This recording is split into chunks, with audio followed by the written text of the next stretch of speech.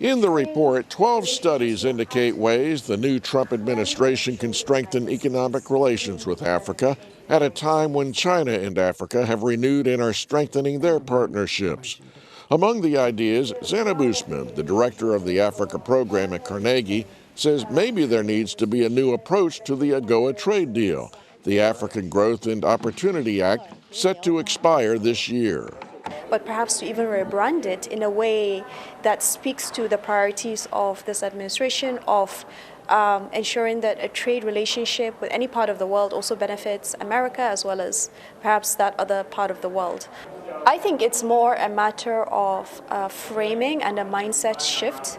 When AGOA was enacted in the early 2000s, the global economy was very different, the geopolitical environment was very different.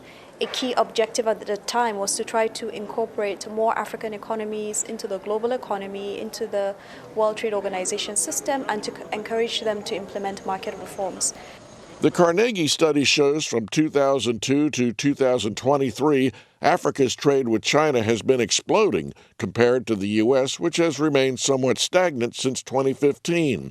And Usman says China's footprint in Africa is unmistakable. The thing is, China is investing heavily in areas that are related to Africa's industrialization. One survey conducted by McKinsey a couple of years ago found that there were over 10,000 Chinese companies on the continent. Small, medium, large enterprises. There are also the state-owned enterprises, and a lot of them are actually engaged in manufacturing activity on the continent. In the race for Africa's critical minerals, a lack of reliable energy can hamper the supply chain, slowing down the production of cobalt and copper, iron ore, or lithium. Non-resident scholar Katie Oath says the U.S. needs to focus and commit to long-standing, meaningful infrastructure investments, not piecemeal ideas that can't solve big problems. If you're going to ask a company to take immense risk in a really difficult operating environment, they absolutely need to know that the U.S. will follow through, make its payments, stand with them through years of slogging through project development and complicated bureaucracy. And my worry is that we're proving we're actually not that partner. And I worry about the long-term implications of that. The previous administration emphasized the U.S.-financed Lobito Corridor Rail project as a potential game changer. The Lobito Corridor project, I think, is a very good start in terms of connecting the Democratic Republic of Congo, Zambia, and Angola. And these are all mineral-rich, mineral-producing countries.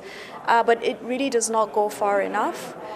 So I think there is an opportunity for this administration to kind of take on what was started with the Lobito Corridor project and maybe rebrand and repurpose it and go even further with thinking about how to support Africa's industrialization with refining and processing of some of these minerals. And we have a chapter in the compendium that addresses that question specifically. It's been only weeks since Donald Trump was sworn in, and now tensions are high in the DRC conflict.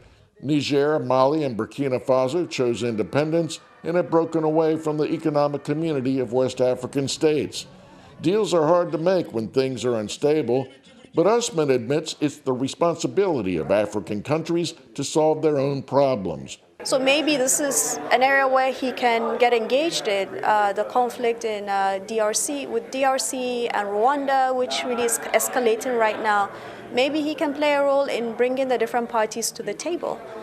Whether it's a diplomatic or economic approach with the continent, Usman believes the new administration can make things happen between the United States and Africa. One thing we cannot deny about President Trump is he has political will in spades, right? If he decides to do something, he will go above and beyond to do it.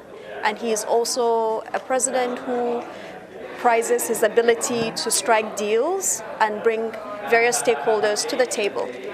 Philip Alexiou, VOA News, Washington.